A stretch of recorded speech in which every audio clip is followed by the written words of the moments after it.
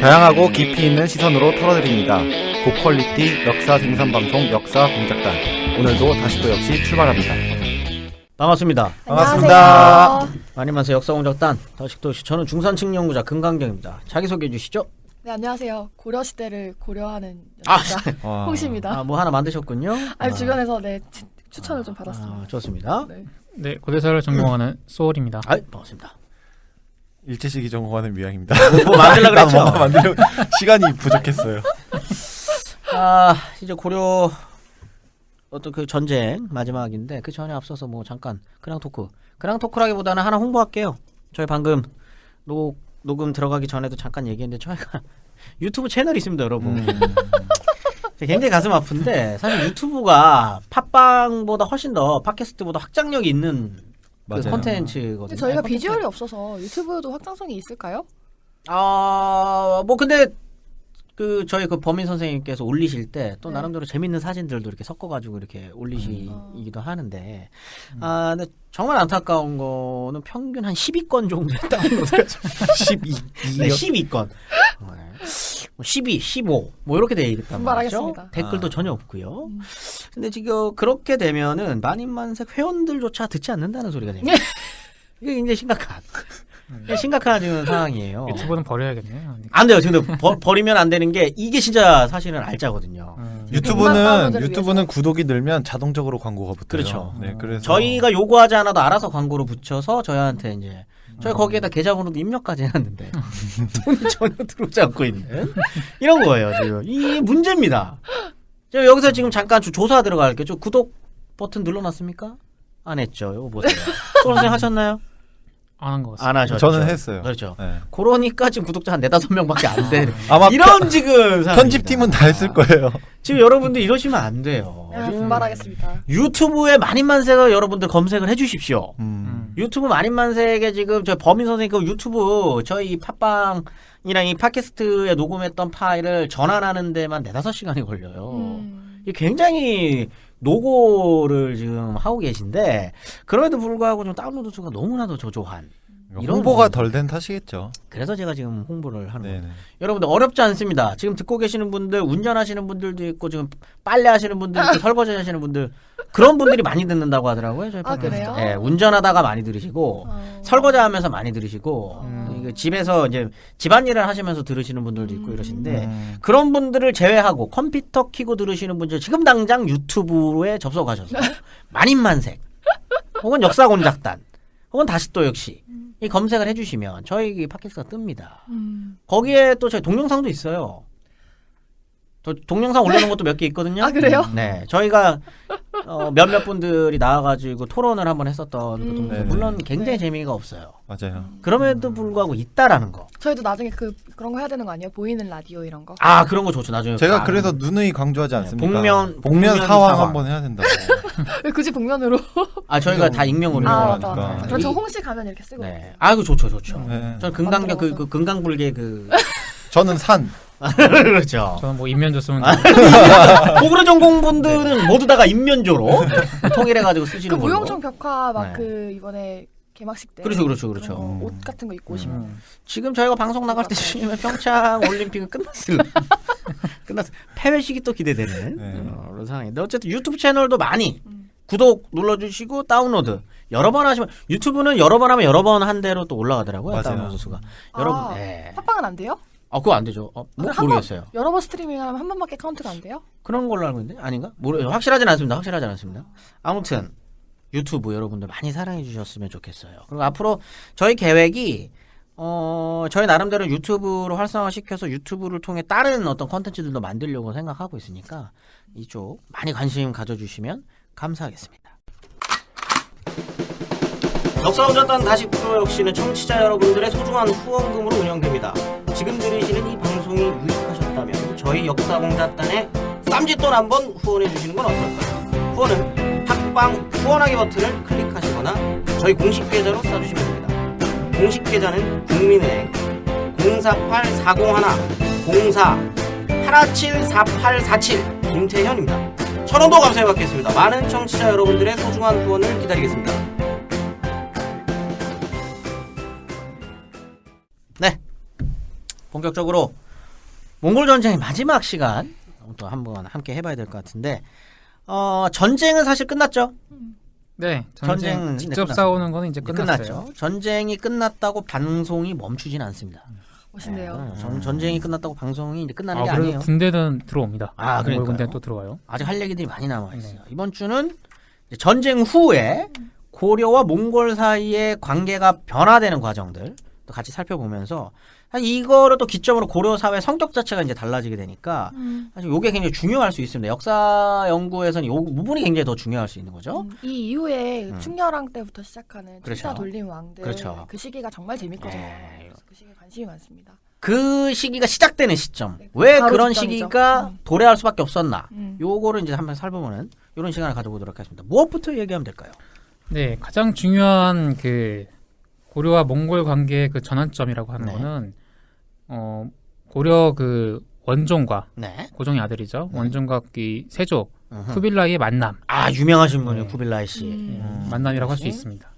자, 이 굉장히 좀 어떻게 보면 우연적인 요소도 있는데요. 아 그런가요? 네, 그 6차 침공, 그 1258년 6월에 그 네네. 몽골의 그 침입이 끝나고 나서 아직 몽골은 계속 군사적으로 치려고 하고 있었어요. 아, 고려를. 아 화가 많이 나 계셨군요. 몽골 예, 왜냐면 분들이. 고려가 지금 출력 환도하지도 않았고 네네. 배경으로 왕이 직접 입장한 것도 아니고 그렇잖아요. 그러니까 다시 또 쳐들어오려고 합니다. 음흠. 하는데 이때 이제 그 고려 조정에서는 무인 집정자 김준이 주도를 하고 있었는데 태자를 몽골 입조시키자라는 그 의견을 꺾을 수는 없었습니다. 네. 그래서 이때 1259년 고려 태자 음흠. 실제 태자예요. 그 왕전이라는 사람이 몽골에 입조하러 갑니다. 그 4월에 40여 명의 사신단을 이끌고 몽케 칸을 찾아 나섰어요. 아하. 이때 이제 칸이 몽케였죠. 이때 몽케 칸은 저쪽에 남송 원정 중이었어요. 아하. 아 아직 남성이 정리가 안 됐군요. 네네. 그러니까 이제 찾아 나서는 거죠. 몽케칸을 네, 찾아서입니까? 몽케를 찾아서. 아 몽케를 찾아서군요. 근데 역참도 있고 그래서 사실 네. 그렇게 찾기 어렵진 않았을 것 같아요. 왜냐면 주요 도시들도 있고 네. 그렇지 않겠어요? 근데 일단 만나러 가는 길이에요. 만나러 가는 길인데 6월달에 일단 만주 요양 지역을 거쳐요. 거치는데 이때 그 고려 원정에 한창 나서는 몽골 군대를 만납니다. 치러 오는 사람들을 만나는 거군요. 들어왔으면 7차 침공이었죠. 아 예. 침공이었는데 이 사람들 만나가지고 내가 지금 입조하러 간다. 입조하러 가니까 아유 왕전 씨가 역할을 했네요. 그래도. 네. 그래서 심리학- 불쌍하지 심리학- 않아요 지금 이 상황이? 어디 그냥 가고 하지 있어. 네. 막 이러면서. 우리 이제 간다 이제. 아니 그래도 굉장히 이거는 뜻있는 만남이죠. 네. 그래? 해가지고 그럼 개경으로 환도했나? 그러니까 아직은 안 했다. 이제 할 거다. 하니까 못 믿겠다 해가지고 사자를 보내가지고 이때 이제 그 강화도에 있는 그 도성 중성과 외성을 무너뜨리게 한 거죠. 네네. 예, 무너뜨리게 하고 그럼 이제 안 칠게. 그리고 이제 음. 대기하고 있는 거예요. 아하. 치진 않고. 대기 타고 있었군요. 네, 대기하고 있었고 여전히 이제 몽케카는 고려를 정벌하겠다라고 하는 의지가 있었기 때문에 몽케 아저씨는 예, 뭔가 이렇게 뭔가 지금 좀 고려가 마음에 안 드네요. 예, 몽케 씨는 제국을 예, 완성하고자 끝까지 하는 야심이죠. 끝까지 고려에 대해서 안 좋은 감정이 있어요. 네네. 그래서 자 그런데 공교롭게도 이해 1259년 이제 한창 그 몽케를 만나러 가고 있는데 네. 이해 6월에 일단 아버지 고종이 사망해요. 평생 고종 46년이거든요. 네. 평생 오랫동안, 그냥 네. 몽골의 지지고 그 볶고 침략에서 몽골과 그 최씨 정권의 틈바구니 속에서 고생을 해왔던 이 고종이 죽습니다. 드디어 죽고 네, 드디어 네. 아주 우연하게도 그 다음 달인 7월에 음. 몽고의 몽케칸이 사망을 해요. 삶은 같이 하지 않았으나 죽음을 네. 같이 하겠다는. 남송 원정을 한창 하다가 네. 아마 이 사천성의 합주성이라고 하는 지역이 있었는데 여기 그 있다가 몽케칸이 죽어요. 병사하나요? 병사했다고 제가 알고 있거든요. 뭐 병이 몸에 화가 많아서 돌아가신 거 아니에요? 뭐 병이 있어가지고 네. 그때 뭐 치료제가 포도주였나? 그래가지고 포도주를 막 먹었는데 이때 이분들 와인도 드십니까? 들어오죠 와인이. 동유럽까지 동유럽까지 쳤으니까 동유럽 사람 와인을 드시기 시작하는군요. 그쪽에서 들어왔는지 네네. 뭐 만들었는지 모르겠는데 어허. 뭐 하여튼 이게 뭐 잘 안 되고 죽습니다 병으로 죽고. 그 정도 나이가 많았어요 이미 이때쯤. 네. 그렇죠. 아까 뭐 왕을 아까 40년 40년 아, 하셨으니까. 70대 넘었죠. 네. 정도. 죽을만 했죠 나이가. 이런 말. 자 하면 그리고 이제 몽골 내부의 사정이 네네. 중요한데 네. 몽골 당시 수도가 카라코룸입니다. 몽골 지역에 있는데요. 몽골의 지역 이름도 멋있네요. 네, 카라코룸. 어디죠? 지금의 몽골 수도 그 인근이라고 보면 되네.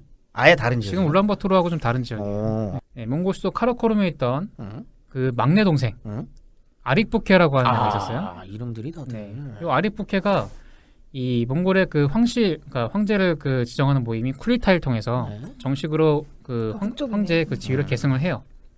계승을 하는데 네. 문제는 뭐냐? 남송 원정을 위해서 같이 동원됐던 그 형 쿠빌라이가 있어요. 이 쿠빌라이가 내가 적통이다. 아하. 내가 적통이다 해가지고 이 아릭부케 그 황제 칸 계승을 갖다가 인정할 수 없다. 라고 해서 안에서 이제 싸우기 시작하네요. 네, 얘네들도. 칸의 계승을 위해서 수도로 북상하고 있습니다. 예.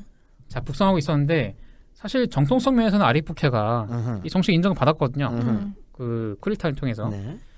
그러니까 쿠빌라이가 군대는 건들고 있지만 아무래도 아릭부케가 좀 유리하죠. 유리한 상황이었는데 이때 고려 원종 일행이 몽케 못 만났어요. 아하. 네, 못 만났는데 이 고려 원종 일행이 몽케를 찾아서 사실 실패했네요, 그러면. 네, 실패한 거죠. 그러다가 아마- 우연스럽게 이 사람을 만나는 겁니까, 쿠빌라이를? 이 개범 근처에서 아하. 한창 북상하고 있던 쿠빌라이 그 아하. 행차를 만난 겁니다. 야, 이거는 이거 역사적인 만남이네요. 네, 이게 우연하게 만났다는 얘기도 있고 네. 뭐 원종이 이도했다라고 하는 얘기도 있는데요. 정확하진 않아요. 논란이 좀 있는데 여하간은 이 쿠빌라이를 만났던 것 자체가 고려한테는 엄청난 행운이었던 겁니다. 왜냐? 쿠빌라이가 나중에 새로운 칸으로 등극하거든요. 근데 이제 만났을 때 무언가를 했으니까 이게 기회가 됐겠죠. 쿠빌라이 입장에서는 자기의 칸의 지위가 불확실한 상황에서 고려라는 우방이 있어요. 고려라는 우방 자체가 자기들 인정해 준 거 아니에요. 이 만남 자체가 황제를 찾아뵙는 만남처럼 된 건가요? 네, 그렇죠. 어허. 입조하기 위한 모임이었으니까. 어허. 그러니까 쿠빌라이가 굉장히 기뻐해요. 그 옛날에 한박 웃음 지으셨겠네요. 네, 수나라가 수백만을 동원해도 그 네네. 깨지 못했던 당태종이 안성에서 네. 끝끝내 이기지 못했던 이 고려가 그런 표현을 씁니까? 네 맞아요. 그대로 씁니다. 이 고려가 나한테 들어왔으니 이게 얼마나 좋은 진종이야. 아하. 사실 그거는 고구려인데 네. 당시에 고구려나 고려나 네네. 이렇게 사실 같은 국가라고 인식을 했던 것 같아요. 그 중간 지역에서. 이름이 비슷하니까. 네, 그리고 사실 고구려도 사료상에서는 고려라는 표현이 좀 나오지 않나요? 네, 고려. 구려가 아니고 고려. 고려. 네. 네, 예. 그래서 사실 같은 나라로 인식이 됐기 때문에 어허. 저런 발언이 나온 거예요. 네. 이게 죽어도 죽지 않는 수양제네요. 대단합니다. 이 만남이 이 몽골 황실하고 네. 고려 왕실 간의 관계를 급격하게 밀착시키는 계기가 된 겁니다. 장난 아니네요. 지금 완전 이제 친구 사이가 됐네요. 네, 몽골 황실이 이후에 고려 왕실 후원자가 되는 거예요. 그러니까 그 왕가 태자죠. 이제 왕이 됐지만 그 왕으로서도 굉장히 좋은 기회였죠. 지금 이렇게 되면은 그 고래 남아 있는 김준이는 쪼라바시를 탈 수밖에 없는 상황 아닙니까? 이렇게 그렇죠. 되면? 이후에 이제 쭉 나오게 되는데요. 일단 그리고 원나라 이제 쿠빌라이 이후에 네. 몽골의 대고려 정책이 네. 이전에 몽골 때 그 군사 정복 정책이었다면은 네. 비교적 유화적으로 전환이 됩니다. 이제 우주주 정책으로 바뀌는 겁니까? 네, 그렇죠. 대단하네. 그래서 원종을 앉혀놓고 네. 그 모의 술자리에서 네. 내가 너희들 그 토풍 음흠. 원래 그 풍속이나 법속 아. 고치지 않고 너희들 왕신도 보존해주겠다. 약속까지. 머리를 밀게 하지 않겠다. 네네. 네. 자 이러면서 아직까지 무인 집정자에 의해서 장악되고 있던 네. 고려의 그 권력 구도가 새로운 국면을 맞이하는 겁니다. 이 김준희 씨 지금 굉장합니다 지금. 네. 이제 좀 뭔가 이제 유명한 사람들이 나오기 시작했어요. 어떻게 좀 묘양 선생님부터 쿠빌라이 씨 네. 익숙합니까? 쿠빌라이 칸 정도는 아니고. 쿠빌라이 칸 정도는 알고 있나요? 어쨌든 이제 근현대사 연구자들도 그 알만한 마르코 폴로 아시죠? 마르코 폴로. 그 정도는 합니다. 네, 마르코 폴로가 와서 만났던 사람이 이제 쿠빌라이 황제 밑에 있었는데요. 그건 또 몰랐네요. 네네. 근데 전 옛날에 쿠빌라이가 세던지 몰랐어요. 이게 그 옛날 이야기 저는 지금도 잘 몰랐다는 거. 그게 이제 중요한 거겠죠. 어쨌든 쿠빌라이 아저씨는 고려와의 관계가 좋았던 황제로 저는 기억을 합니다. 그리고 혈연 관계들도 이때부터 좀 맺기 시작하는 걸로 이제 알고 있는데 네네. 실제로도 좀 유화적인 모습을 좀 많이 보였다라는 걸 방금 또 확인을 시켜주셨습니다. 그래서 친숙한 이름으로 기억되지 않나 이런 생각이 드는데 이후에는 또 어떤 관계를 또 맺어갑니까? 네 이제 그 이제 본격적으로 관계가 전환되는 과정인데 아직까지 몽골 내에서는 네. 이 뭐 군대 내에서는 고려에 대한 군사적 정복, 직할 통치, 네. 폐합이라고 하죠. 아하. 고려 왕조를 폐하고 우리의 직할 영역으로 만들자라고 하는 의견이 굉장히 강했어요. 약간 이거 몽케의 때의 어떤 그런 것들이 쭉 이어 나가야 된다라는 네, 생각이 우리 좀- 실력으로 충분히 저거 우리 땅으로 만들 수 있다. 작살 낼수 라고 있다. 생각하는 거죠. 음. 네. 자, 그리고 이 상황에서 이 고려 원종은 쿠빌라이 처음 만났을 때는 이 사람은 태자였죠. 음흠. 네, 태자였는데 아직까지 이제 고려에 정식으로 들어오지 않았었고 고려 들어와서 정식으로 왕으로 이제 올라섭니다. 원종으로 올라섰는데 외교적으로 네. 일단 그 고려 왕실의 독자성을 유지해야죠. 네. 고려는 유지해야 되고 또 하나는 지금 실권을 잡고 있는 네. 군사력을 장악하고 있는 무인 세력을 제거해야 되는 음흠. 이 두 가지 과제를 안고 있었던 겁니다. 원종은 약간 그 야심이 있는 친구네요. 네, 그렇죠. 일단 네. 김준을 비롯한 무인 세력들도 내치고 네. 자기 왕권도 챙겨가면서 그 챙겨가는 와중에 지금 가장 절대 강자로 이제 거의 정착되어 있는 원나라도 네. 나름대로의 관계를 우호적으로 만들려는 네. 야심가네 야심가. 그리고 소위 왕정 복고라고 하죠. 그 원종 때 왕정이 복고됐다는 의미에서 음. 그렇게 얘기를 하는데요. 그 정도로 평가할 수 있는 이유가 이런 원종의 적극적인 행보 때문이었던 것 같아요. 좋아요. 고려는 그러니까 왕실이 군대가 없잖아요. 음. 가장 강한 그 중앙군을 갖다가 음흠. 무인 정권이 사병처럼 거느리기 때문에 쭈니가 갖고 있어서. 자기들을 그 이끌어줄 수 있는 그 무적 그 기반이 뭐냐? 결국 몽골을 끌어들 수밖에 없었던 아하. 겁니다. 자, 이제 이 고려가 네. 여전히 군사권을 장악한 무인 집정자들이 전국 주도권을 가지고 있는데 이 사람들이 끝까지 국왕에 친조하고 출력 환도를 반대합니다. 원종은 나가고 싶어요. 개경을 옮기고 싶은데 이 사람들은 죽었다 깨어나도 안 되는 거예요. 아하. 왜냐? 이전에 설명했지만은 자기들의 그 지위와 그 권력을 갖다가 몽골에서 인정해주지 않아요. 출력 환도하는 순간 자기들의 그 정권은 끝나는 겁니다. 근데 이 정도 되면 이제 상황 파악을 좀 해야 되는 거 아닌가요? 네, 상황 쭈니가? 파악을 해야 되는데 조정에서는 다 파악하고 있지만은 이 권력, 권세라고 하는 게 무섭네요. 놓을 수가 없거든요. 이거 무서워. 놓으면 자기들의 그 생명이 끝날 수도 있기 때문에. 굉장히 무섭습니다. 이제. 김준 이제 뭐 그렇게 야심을 가지고 쿠데타 일으킨 지 얼마 되지도 않아서 이런 식으로 넘겨주고 싶지는 당연히 그러고 싶지는 않았을 것 같아요. 눈치가 없어도 유분수지 이건 좀. 근데 김준 나름의 상황 판단이었겠죠. 지금 나가면 자기는 이제 죽죠, 뭐. 죽으니까요. 자, 이러니까 쿠빌라이가 음. 드디어 고려의 출력 환도를 요구를 합니다. 이제 개경으로 나와. 네. 개경으로 나와야지 너희들이 완전히 황박한 줄 알겠다. 출력 환도를 해야 자기들도 이제 뭔가 잘해주죠. 잘해주는데 그러니까 이 고려 원종이 나갈 수는 없는 거예요. 무인 집정자 김준이 반대를 하니까 뭐 나갈 수도 없고 그런 상황이었는데 이때 그 고려의 내부 사정을 어느 정도 간파하고 있던 이 쿠빌라이 칸이 그 무인 집정자인 아하. 김준을 콕 집어가지고 네. 너 몽골로 와라. 이거는 원종이 쿠빌라이한테 잃은 거 아닌가요? 그럴 수도 형. 있어요. 아마 이제 양자 간의 협의가 있었던 그렇죠. 것 같아요. 형 그냥- 이거 좀 지금 제가 할라 그래도 쭈니가 근데 애초에 첫 만남 때 그렇게 그렇죠. 얘기하셨죠. 처음 만났을 때부터 형님 이거 쭈니 제가 이러면서 막 울었을 수도 있어요. 지금 그런 고려- 정도의 상황입니다. 고려가 지금 계속해서 출력 환도를 하지 않고 짐한테 저항하고 있는데 이게 혹시 너희들 그 무인 집정자 그 권신이 지금 맡고 있어서 그런 거 아니냐. 상황을 잘 모르겠으니까 일단 와라. 김준이 너 딱 나와라. 얘기한 거예요.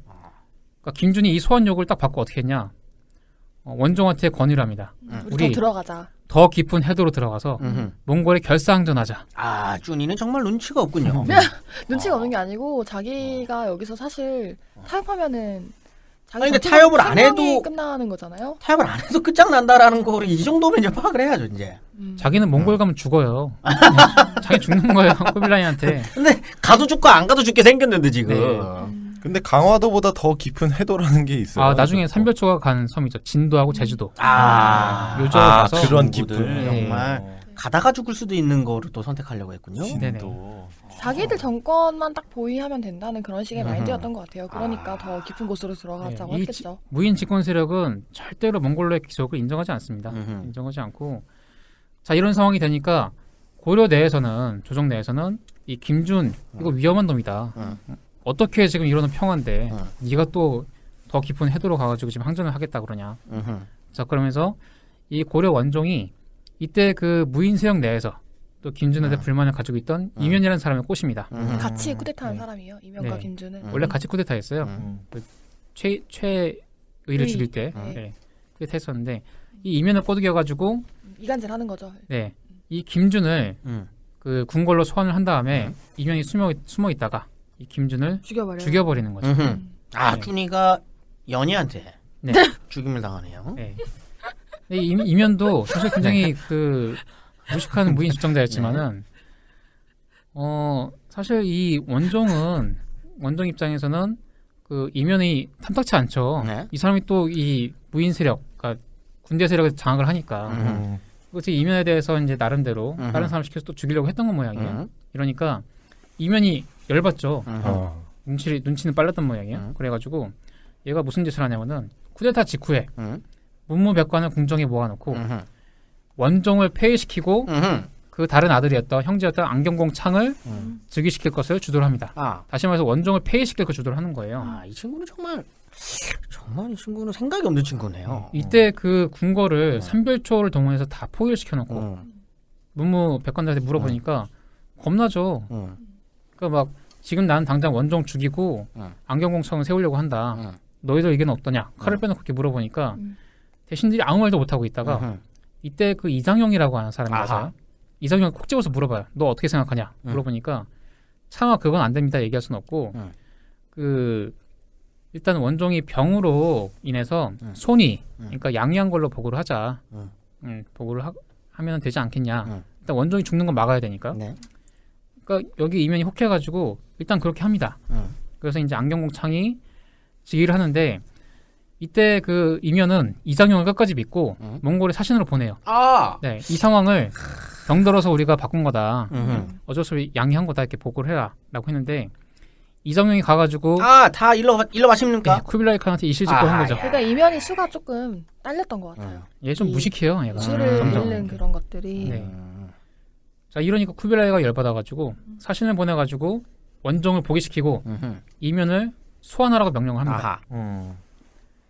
자 그러니까 이면이 놀래가지고 자기 콕 집어서 몽골에 오라 그러잖아요. 그러니까 막 무서워가지고 대신들을 모아놓고 회의를 주재하는데 그 앞에서 막 엉엉 울었다 그래요. 지렸습니까? 예, 막 무서워서. 울면서 나는 이 정도면 지렸다고 봐야죠. 내가 국가를 바로 잡고 나서 나중에 몽골 황제를 뵈려고 하는 건데 왜 나한테 이렇게 겁을 주시냐. 이 정도면 지렸네요. 이건 지린 거예요. 이미 울어요. 그때 몽골 사신이 와가지고 원종을 포기시켜라. 예, 그러면은 아마 그냥 이렇게 끝날 거다라고 해서 이 이면이 그런가요? 그러면서 기본적으로 좀 머리가 그렇게 좋으신 분은 아니네요. 이분이. 네네. 전형적인 무인입니다. 무인들이 다 이제 그렇다고 볼 수. 맞아요. 무인들 중에서도 얼마나 전략적 판단이. 그럼요. 저번 시간에 했었던 이순신 무인 아닙니까? 네네. 무인이죠. 네, 그거는. 자 이렇게 해서 원종이 복위가 돼요. 자 원종은 복위가 되자마자 몽골로 입조하러 갑니다. 쿠빌라이칸을 배야죠. 네. 이게 원종은 쿠빌라이한테 굉장한 애착을 갖고 있네요. 이분 아니면 안 된다라는 약간 그런 생각. 그럼요. 자기 군사적 기반이 없으니까 황제한테 가는데 이면이 그 원종이 이제 그대로 얘기를 못하게 만들어야죠. 만들어야 되니까 자기 아들인 이뮤관을 같이 보내요. 예, 같이 보내서 제대로 얘기하는지 좀 봐봐. 가서 보내는데 쿠빌라이가 이 원종하고 이전에 그 사신으로 왔던 이장용하고 이제 같이 갔던 그 이면의 아들 이뮤관이 있죠. 그 앉혀놓고 대면시켜놓고 물어보는 거예요. 이실직고 해라. 어떻게 된 거니? 예, 거짓말하면 죽여버리겠다. 이제 쿠빌라이 아저씨도 굉장히 좀 센 캐릭터네요. 그때 그 이면의 아들 이뮤관이 먼저 얘기를 해요. 원종께서 병이 들어가지고 우리가 그 양위를 하게 했던 거다. 자 그렇게 얘기하니까 쿠빌라이 칸이 이장용한테 물어봐요. 이게 사실이냐? 물어보니까 거짓말입니다. 이장용 씨. 네. 이장용 씨가 한 건 해주시네요. 이장용 씨가 끝까지 왕의 편을 든 거죠. 이장용 씨는 뭔가 좀 내다봤네요. 네. 앞으로의 어떤 오래 가지 세력이 못할 것이다. 그렇지. 이면과 김준 이미 죽었죠. 이면이 오래 가지 못할 것이다. 이 세력의 판도가 이렇게 흔들릴 거다라는 걸 이미 내다 보셨네요. 이장용 씨는 굉장히 앞선수를 두신 분이네요. 네. 그래서 옆에 있던 원종한테 원종이 다시 얘기해봐라. 어떻게 된 거냐? 양자가 지금 갈리는데 어떻게 된 거냐? 원종이 그대로 얘기해 준 거죠. 원종 씨. 나는 건강했어. 이면의 농간입니다. 그래서 그 자리에서 이면의 아들 이뮤관이 옥에 갇혀버리고. 죽이진 않나요? 예, 죽이진 않습니다. 죽이진 않으시고. 옥에 갇혀버리고 이면을 소환을 하죠. 먼저 원나라에서 소환을 합니다. 아까 전에 지렸는데 지금은 이제 어떻게 됩니까? 네, 그러니까 이때 이면이 올라갈 수는 없고 당연히 갈 수는 없고 스트레스 받잖아요.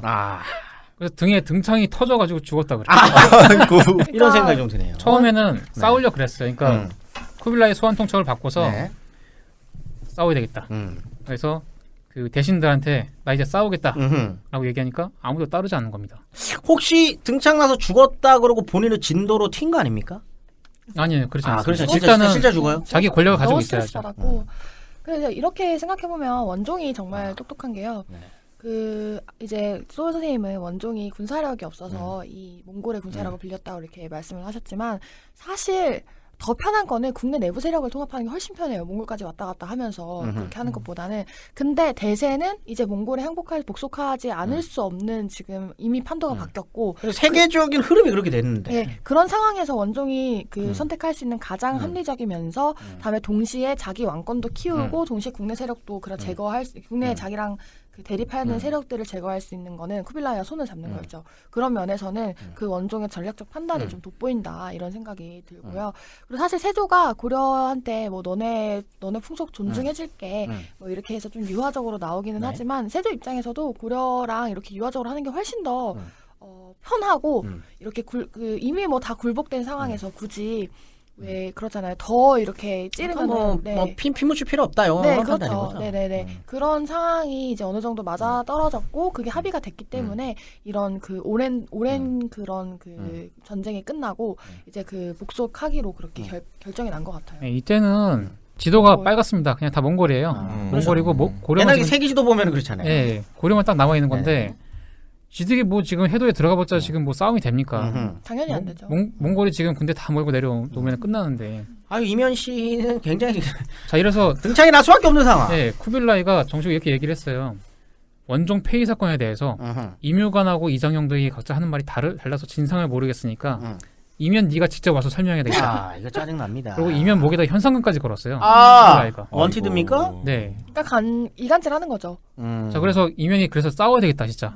안 그러면 내가 죽는다. 그래서 야별초를 각도에 파견해서 네. 백성들을 해도에 입보시키라고 지시를 했는데 이걸 따르질 않아요. 아, 그러면 당연히 안 하겠죠. 지방관들이 야별초 몇 명 보내가지고 그거 그렇게 야별초를 옥에 가둬버립니다. 아하. 하라고 하면은 당연히 네, 이러니까 안 하겠죠. 우라가 치밀 수밖에 없죠. 한 번 또 지렸던 지휘관한테 그렇게 할 수 없죠. 당시 사람들이라고 왜 몰랐겠어요. 네네네. 이면이 이런 식의 판단을 하는 게 굉장히 단기적인 판단이고 시야가 짧다는 걸 당시 사람들도 누구나 알았을 것 같고 네. 그렇기 때문에 당연히 이렇게 안 따랐을 것 같아요. 다들 판세를 읽는데 왜 연희만을 못 보는 겁니까? 왜 연희만 왜냐면 자기는 이거밖에 없으니까. 왜냐면은 자기 그 권세를 유지하고 목숨을 보존하기 위한 그 방편이 이길 외에는 없는 거예요. 외로운 싸움입니다 지금 연희 씨. 그 등창이 터져서 죽었다고 했는데 이게 뭐 한의학적으로 한의학적으로 네. 스트레스를 이렇게 받으면 네. 이게 생긴다고 해요. 저도 뭐 자세히는 모르겠지만. 근데 진짜 스트레스 이렇게 받으면 뾰루지도 생기고 그러잖아요. 여기서 사이비 의학에 대해서 더 이상 놀아주지 아니 만병의 근원입니다. 스트레스. 양방에서 그렇죠. 그렇게 얘기해요. 그거는 양학에서 얘기하는. 스트레스 받지 마세요 이렇게 얘기하잖아요. 좋아요. 자, 이렇게 해서 이면이 죽고 네. 그 아들 이묘가 뒤를 이어서 그 지위를 계승을 하는데 이묘가 나이가 20살 정도밖에 안 됐어요. 굉장히 또 어렸습니다. 아까 갇힌 그분. 네. 아닙니다. 걔 그건 이묘관. 이묘관. 그 아, 형이었고요. 이묘는 그 이묘모. 동생이에요. 이름을 왜 그렇게 줬어요? 네. 이묘관 임유무, 임유모. 유모. 네. 요메이요. 죄송해요. 네. 네네네. 이 유모가 몽골에 그 계속 저항을 하려고 했죠. 왜냐면 자기 지방과 자기 세력의 그 유지를 위해서 이 사람도 저항할 수밖에 없는데 이 사람은 자기 아버지인 임유모보다 이면이죠. 임연보다 더 힘이 없는 거예요. 카리스마도 없고. 점점 힘이 없어지네요 지금. 네. 그래가지고 세습해서 그렇게 일단 군대는 있으니까 일단 원로 대신을 소집을 해요. 아하. 소집을 해서 그 의견을 물어봤더니 네네. 자기 이제 나름대로 머리 썼어요. 종이를 줘가지고 개별 사람들한테 자기 사인을 한 다음에 네. 줘가지고 몽골에 저항하고 출력 환도를 하지 않아야 되지 않냐 물어봤더니 전부 다 출력 환도 해야 된다 라고 답장을 보낸 거예요. 네. 자, 이러니까 이민무가 이걸 인정하지 않고 백성들을 산성과 해도로 입보시키고자 했지만은 지방관들이 또 따르지 않습니다. 자, 이러니까 이 이민무도 이제 세력이 다한 거죠. 결국은 이민무도 살해를 당하게 됩니다. 국왕에 의해서 사주된 무인들에 의해서 살해를 당하게 돼요. 역시 판을 읽지 못하면 말로가 이렇게 들어올 수밖에 없죠. 네. 그렇죠. 결국 이래서 이제 무인 집정자의 시대는 끝났어요. 음흠. 네, 더 이상 그 뒤를 잇는 그 무인 그 집정자가 나타나지는 않았고요. 네. 문제는 뭐냐면은 원종은 그 몽골에서 돌아옵니다. 네. 돌아와서 개경 지역에 있으면서 강화도로 들어가지 않아요. 음흠. 들어가지 않고 전부 다 개경으로 출력한도해라 음흠. 라고 국왕의 명령을 내리는 거죠. 자, 이렇게 해서 다들 이제 개경으로 나오기 시작하는데 자기만 내려가면 뭔가 사람들이 말을 안 들을 것 같으니까 음흠. 쿠빌라이한테 요청을 해가지고 몽골 군대까지 데리고 내려가요. 아하. 원종이 네. 데리고 내려가서 당시 그 군대를 데리고 내려갔는데 쿠빌라이가 군대를 너무 많이 주려고 하니까 네. 너무 많이 주지 마라. 괜히 그 많이 들어왔다가 이놈들이 또 그 고려 지역을 휩쓸 수가 있으니까 네. 적당히 달라. 음흠. 예, 적당히 달라고 해가지고 그 몽골 군대를 일정한 지역에 딱 남하지 못하게 놓고 두고서 개경으로 환도를 명령하니까 뭐 일단 대신들이랑 이런 사람들 다 넘어오고 싶죠. 가족들이 넘어오고 싶은데 문제는 삼별초였어요. 이 삼별초, 이 무인 집정자의 이 세력들은 자기들은 이제 넘어가면은 전부 다 처벌받게 되거든요.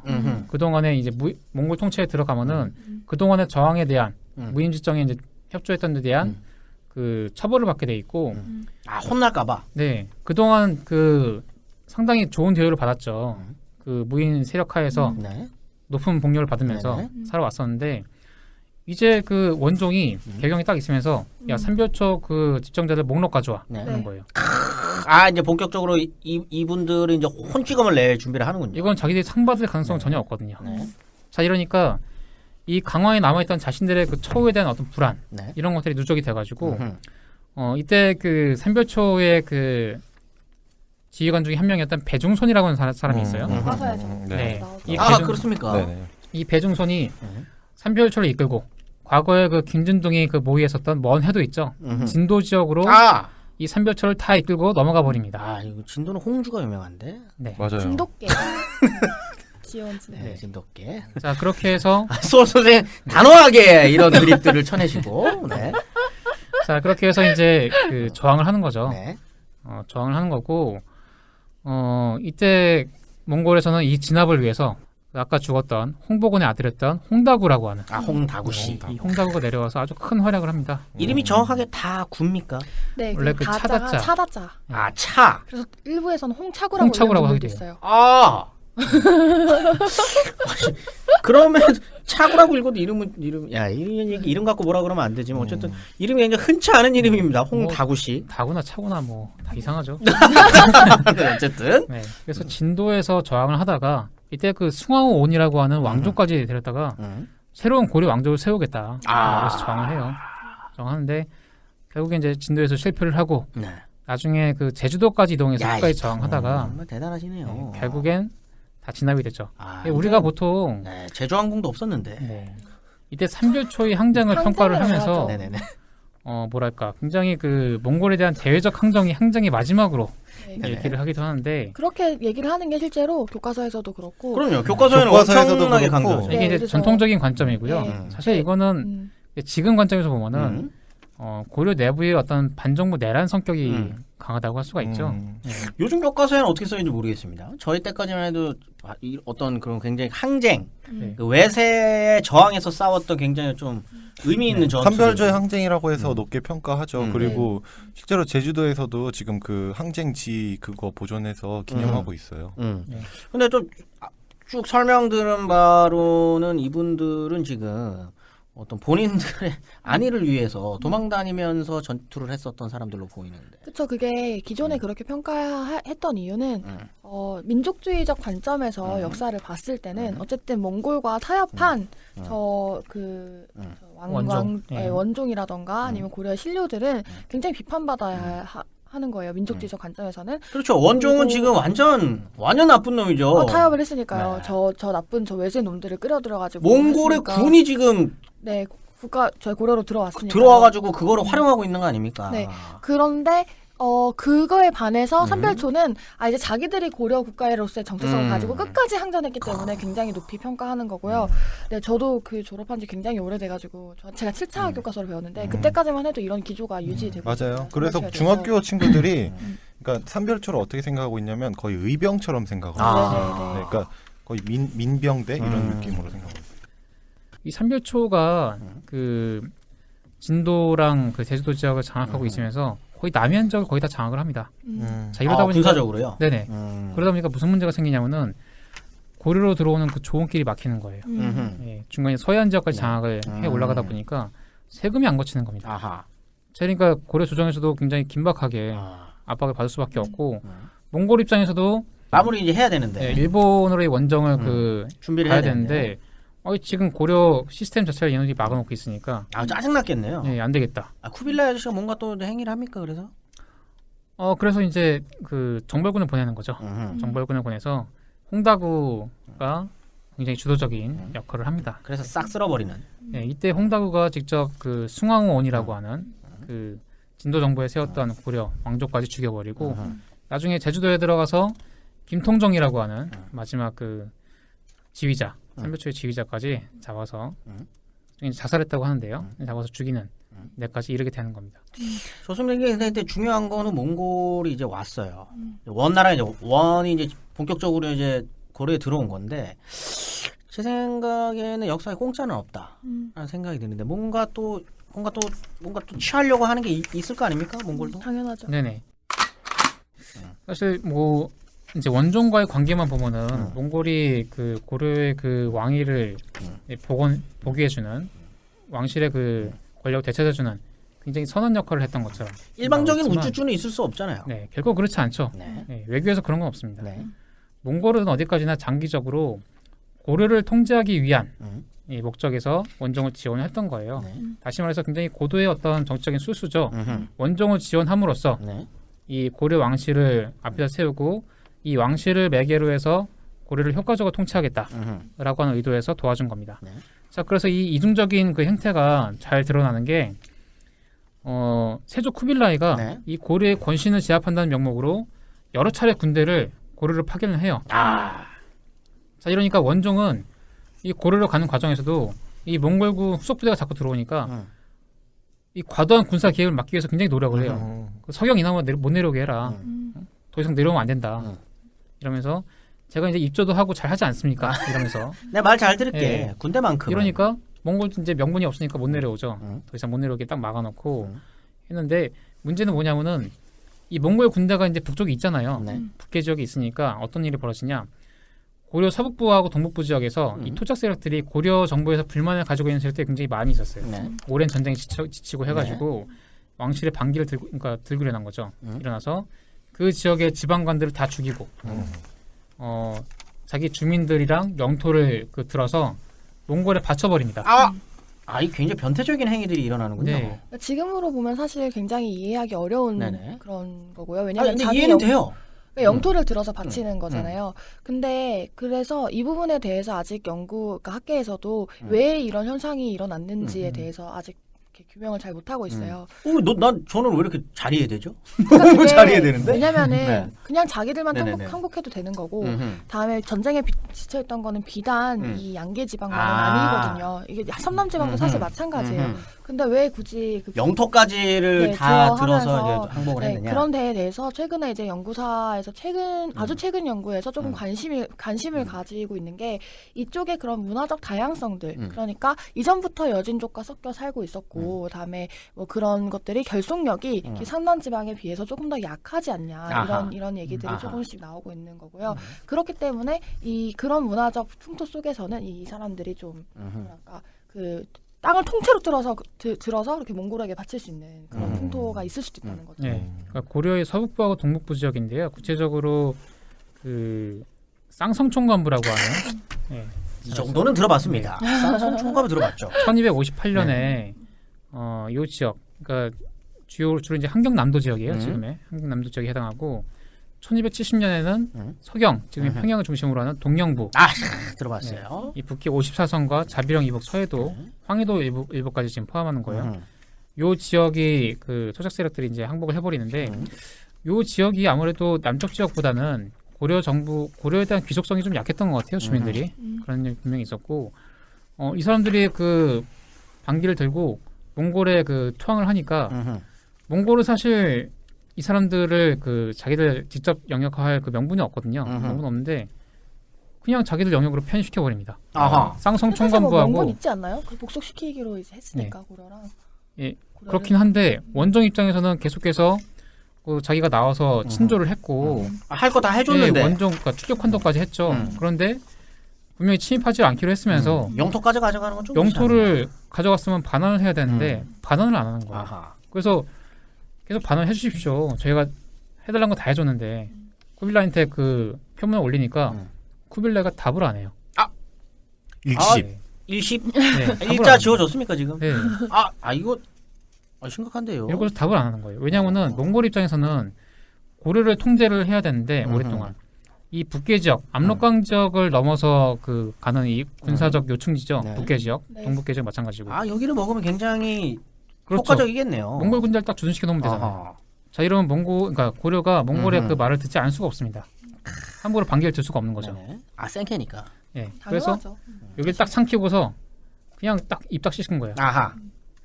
근데 어떻게 보면은 이 명목상은 고려 정치 혹은 고려 정계의 정상화인 거죠. 정상화를 명목으로 고려에 대해서 이제 끊임없이 참견과 간섭하는 형태로 들어오게 되고 선을 넘어서 영토까지 바쳤다고는 하지만 어쨌든 그 영토까지 자기네들이 이제 먹어버리는 요런 이제 행위들인데 그래서 이 시기를 사실 원간섭기라는 어떤 이런 상당히 특이한 이름으로 네. 부르기도 하는 것 같습니다. 이제는 이제 진짜 좀 마무리를 해야 될 것 같은데 소울 선생님께서 이 전쟁에 대해서 간단하게 정리를 좀 한번 해주시면 좋겠어요. 보통 이 고려 몽골 전쟁의 의의에 대해서 네. 우리가 뭐 교과서에서도 많이 배웠습니다. 네. 그러면서 이 몽골이라고 하는 외세의 침략에 맞서서 네, 고려의 민족 이식을 고양시키고 네, 우리 그 자주성을 지켜냈다라고 아하, 하는 거. 그래서 이 삼별초의 항쟁까지 쭉 이어서 그렇죠. 이 여몽 전쟁을 우리가 파악하는 그런 하나의 그 기조가 있는가 하면은 이 최씨 무인 정권으로부터 비롯된 자기들의 그 무인 정권 유지하기 위한 정권 안보에만 치우쳤고 실제로 그 내륙에 있는 백성들의 안이라든가 예, 민생은 거의 돌보지 않는 그렇죠. 이런 그 오랫동안 그 무모한 저항이 이어졌다라고 하는 그 평가가 있죠. 이 상반된 평가가 있는데 우리가 분명히 주목해야 되는 건 뭐냐면은 이 최후 정권으로부터 이 무인 정권의 그 강화도 천도 네, 그리고 이 대몽 항쟁은 철저하게 정권 안보를 위해서 의도된 거라고 봐야죠. 그렇죠. 의도 자체가. 예. 여기서 정권은 무인 정권이에요. 네, 무신 정권. 네. 그런데 의도와는 별개로 우리가 결과적으로 본다면은 네, 결과적인 거예요. 결과적으로 본다면은 고려의 장기간 항전, 네, 그러니까 이 외교적 대응. 나중에 그 고려가 최종적으로 원정대에 함락했을 때는 몽골이 이제 동아시아 지역에 전쟁이 없습니다. 네. 네. 예, 남쪽 끝까지 다 이제 그 점령을 했기 때문에 더 이상 고려를 물론 일본엔 동원하죠. 일본 전쟁에 동원하지만은 무리하게 금나라나 그 송나라 이 지역을 정벌하는데 병창 기지로 무리하게 동원할 그 이유는 없었던 거죠. 만약에 금나라, 송나라 정벌할 당시부터 고려가 항복을 했다. 그래서 그때부터 계속해서 출혈을 해가면서 고려가 이 몽골을 도와야만 했다라고 한다면은 과연 고려의 국채가 계속해서 유지될 수가 있었을까라고 하는 그런 그 의문도 우리가 의심도 우리가 실 수가 없습니다. 과거에 항전 자체에도 의의가 좀 있다라는 거죠. 네, 어쨌든. 과거에 1207년에 네. 그 복속했었던 서화가 멸망하게 되는 배경이 바로 이제 그런 거랑 관련이 있거든요. 금나라랑 서화가 싸우느라고 몽골에 동원된 거죠. 싸우느라고 국력이 완전히 쇠퇴를 해요. 이것 때문에 결국 이제 몽골이 쳐들어왔을 때 제대로 저항도 못하고 망하게 되는데 아마 그 비슷한 전철을 겪었을 가능성도 없지 않는 거죠. 아하. 예, 그렇기 때문에 이 고려의 장기간 함정 결과가 그 결국에 이 고려 몽골 간의 어떤 타협, 어떤 조충선 통해서 원간섭기라고 부르는 이 타협적인 이 통치를 유도해낼 수 있었다. 이 라고 볼 특이한 수도- 이름이 어떻게 보면 절충선이라는 거죠 지금. 네네, 간섭기라는. 그렇죠. 네, 간접적인 복속 형태죠. 아하. 고려의 그 국채, 법속이라든가 뭐 풍속 이런 것들이 거의 이제 강제적으로 이제 해체되지 않고 거의 유지가 된 겁니다. 근데 사실 이제 저는 아까 방송에서도 계속 말씀드렸지만 조금 다른 생각을 가지고 있어요. 이게 고려의 항전, 고려의 대응 이런 게 중요한 게 아니었고 그냥 원나라가 고려에 관심이 없었다. 저는 그렇게 생각을 하고 있고요. 그렇기 때문에 지금 너무하신 거 아닙니까? 국민의 배우자랑 진짜 잘 맞을 것 같아요. 국민의 네. 배우자님의 의견을 너무 받아들이시는. 국민의 배우자님이 누구예요? 그 몽골 분. 몽골. 아, 네. 근데 몽골 그래서 분이 그렇게 말씀하셨거든요. 그게 왜냐면은 그 몽골이 서쪽이라던가 아니면 음. 남송이라던가 이런 데 음. 신경을 쓸 사이에 그동안의 기간이거든요. 40년이라는 기간은. 그래서 저는 일단 그 몽골과 원 관계, 그러니까 몽골과 고려 관계에 대해서 다시 한번 좀 생각해 볼 필요가 있다고 생각하고 기존의 관점들이 너무나 그런 민족주의적 시각에서 그 연구가 되어 왔는데 지금 제가 아까 그 쉬는 시간에도 소우 선생님께 말씀드렸지만 이게 지금 왜 이 정도 선에서밖에 논의가 머물 수밖에 없냐면요. 이 부분에 대한 연구가 진행되지 않은 지가 한참이 됐어요. 그래요? 예. 이 시기 연구가 조금 오래됐어요. 연구가 오래됐군요. 지금 제가 말씀드리는 종류의 전통적인 견해들은 이미 80년대 이전에 그런 나온 견해들이고 그 이후에는 최씨 정권 자체에 대한 연구도 많이 없을 뿐더러 주로 그 대외 관계 혹은 최씨 정권 내부의 성격 요 부분만 지금 이렇게 조명이 되어 온 거예요. 그 부분조차도 연구가 많지는 않고요. 그렇게 보면은 사실 같은 주체잖아요. 이 대외 항전을 하고 그 대내 성격을 대내 정치의 성격을 이렇게 이끌어간, 그러니까 대내 정치를 이끌어간 그게 같은 주체인데 그걸 좀 입체적으로 보려는 그런 시각들이 좀 학계에서 부족했다 이런 생각이 들고 사실 이 이후의 시기에서 대해서는 학계에서 굉장히 관심이 많거든요. 충렬왕 이후부터는 굉장히 많은데 딱 이 시기까지가 오랫동안 연구가 되지 않고 그렇기 때문에 기존의 그런 전통적인 시각이 있고 그거를 좀 단순하게 우리가 비판해 볼 수 있는 정도에서 지금 좀 그친 게 아닌가 이런 생각이 듭니다. 네, 그 사실 몽골이 고려에 관심이 없었다라고 얘기하는 사람도 있는데요. 저는 그건 좀 사실 지나친 그 평가인 것 같아요. 왜냐하면은 관심이 없었던 게 아니죠. 왜냐하면은 고려가 필요하죠. 그럼 금과 남송을 치기 위해서도 네. 고려가 꼭 필요하죠. 몽키 아저씨가 그렇게 집착을 하셨는데. 네네. 몽키 일본을 아저씨가- 치기 위해서 필요했고. 그러니까 이제 일본을 치기 위해서 필요한데 남송을 칠 때 고려가 과연 뒤통수를 치겠는가? 남송과 손을 잡고 뒤통수를 치는 문제가 아니라 병창기지 역할을 해주는 거죠. 예. 수군 지원이라든가 군사 지원, 군량 지원은 나중에 필요하기 때문에 굉장히 나중에 도움이 될 수 있는 캐릭터를 쓰려고 했던 거죠. 몽골도. 좋습니다. 어쨌든 그 절충선으로서 원관석기라고 부르는 시기가 나온 거는 굉장히 흥미로운 이야기인 것 같습니다. 그 소울 선생님이 이렇게 적으셨어요. 인간사의 복잡한 이런 측면들은 다양하게 제출해 올 필요가 있다.